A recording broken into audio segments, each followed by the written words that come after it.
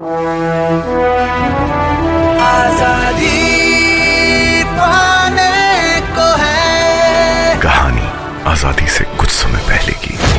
पिछले एपिसोड में आपने सुना कि कैसे ब्रिटिश संसद ने इंडियन इंडिपेंडेंस बिल को अपनी मंजूरी दी और विभाजन के दौरान कितने प्रतिशत में किन किन चीजों का भारत और पाकिस्तान के बीच बंटवारा हुआ और किस तरह दो शाही गाड़ियों का, जिसमें से एक में सोना जड़ा था और दूसरे में चांदी जड़ी थी, इनका बंटवारा किस तरह एक टॉस के माध्यम से दोनों देशों के बीच किया गया।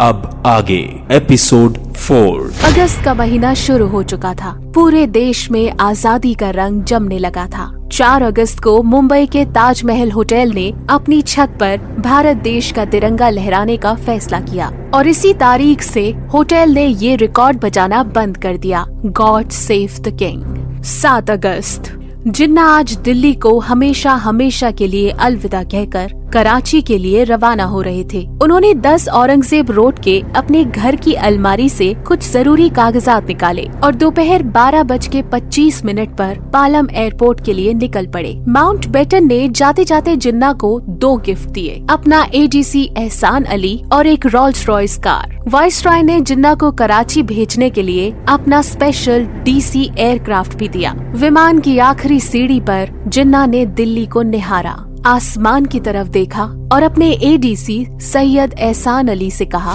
शायद ये आखिरी बार है जब मैं दिल्ली की तरफ देख रहा हूँ।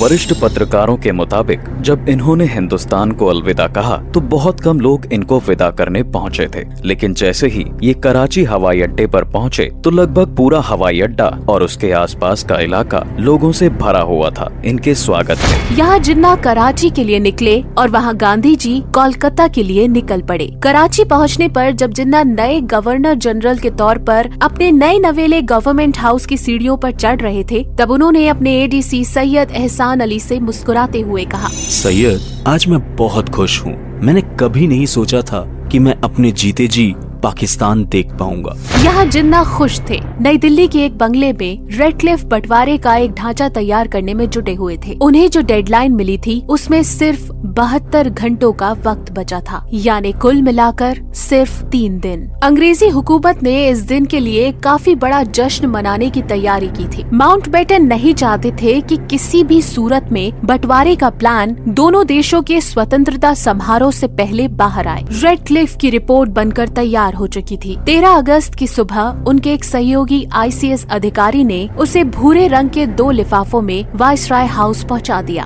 2 देशों की तकदीर और लाखों करोड़ों लोगों के भाग्य का फैसला इन 2 लिफाफों में बंद था। वाइसरॉय उसी दिन पाकिस्तान के स्वतंत्रता समारोह में भाग लेने कराची पहुंचे। माउंटबेटन ने भारत की आजादी का दिन 15 अगस्त तय किया, लेकिन ज्योतिषियों ने कहा कि ये दिन अशुभ है। आखिरकार इस बात पर मोहर लगी और 14 अगस्त की रात को ही आधिकारिक समारोह शुरू कर दिया गया। तो एक तरफ हिंदुस्तान के ज्योतिषी 15 अगस्त को अशुभ मान रहे थे, तो दूसरी तरफ जिन्ना को भी 13 अगस्त की ये तारीख भा नहीं रही थी। देश को आजाद होने में अब मात्र 36 घंटे बचे थे और वहाँ गांधी जी सत्ता की चकाचौंध से दूर कलकत्ता के एक आश्रम में गम में डूबे हुए थे। महात्मा गांधी सौदपुर के अपने आश्रम से निकल पड़े, इस उम्मीद के साथ कि कलकत्ता को वो जलने से बचा लेंगे। आखिरकार माउंटबेटन समेत पूरे देश को उनसे इसी चमत्कार की तो उम्मीद थी। उनकी मंजिल थी सौदपुर आश्रम से 10 मील दूर हैदरी हाउस। लेकिन आज 10 मील का वो छोटा सा सफर गांधी जी को कभी न खत्म होने वाला एक लंबा सफर लग रहा था। इस खंडर जैसी हवेली में गांधी जी के साथी भी काफी अजीब थे। सोहरावर्दी। गांधी जी ने सोहरावर्दी के सामने 2 शर्तें रखी। पहली कि राष्ट्रीय एकता के लिए दोनों धर्मों के लोगों का सम्मान सुनिश्चित किया जाए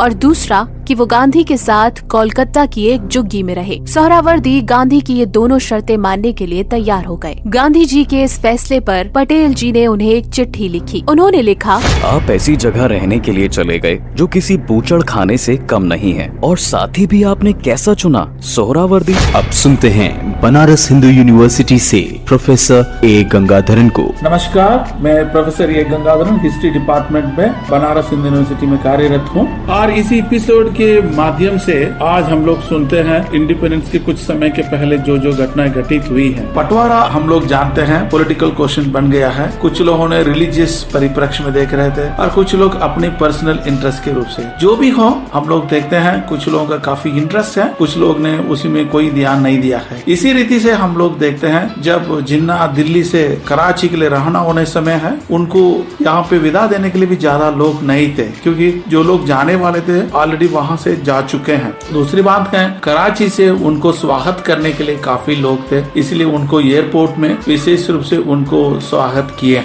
गांधी ने बंगाल में जाकर सांप्रदायिकता दंगे को कंट्रोल करने के लिए सुहरावर्दी के साथ काम किया था, जिसको पटेल ने दूसरे रूप से देख रहा था, क्योंकि अगर गांधी को कोई नुकसान हो जाता है उसके वजह से परिस्थिति और गंभीर होने का भी चांसेस रहा। और अगस्त 15 के विषय पर बात करने में भारतीय ज्योतिषियों, पर्टिकुलरली एस्ट्रोलॉजर्स है, उन लोगों ने एक अच्छे दिन के रूप से नहीं माना, जिसके कारण से भारत का इंडिपेंडेंस को हम लोग 14th मध्य रात्रि में ही और 15th का सुबह हम लोग सेलिब्रेट करने का ये परंपरा शुरुआत किए हैं। और उसी तरह पाकिस्तान में वो सेलिब्रेशन है जैसे अगस्त 15 के पहले ही किए, और ये परंपरा है 1948 से वो लोग अगस्त 14 से मनाने का शुरू किया। लेकिन कानूनी रूप से भारत को और पाकिस्तान को आजादी मिला 1947 अगस्त 15 से ही है। आप लोग रेडियो सिटी सुनते रहिए, आने वाले समय में भी इसी एपिसोड पर हम लोग और आप लोगों का अवगत कराते रहेंगे। रेडियो सिटी सुनते रहिए, रग रग में दौड़े सिटी। आजादी पाने को है कहानी आजादी से कुछ समय पहले की, सिर्फ रेडियो सिटी पर। Radio city.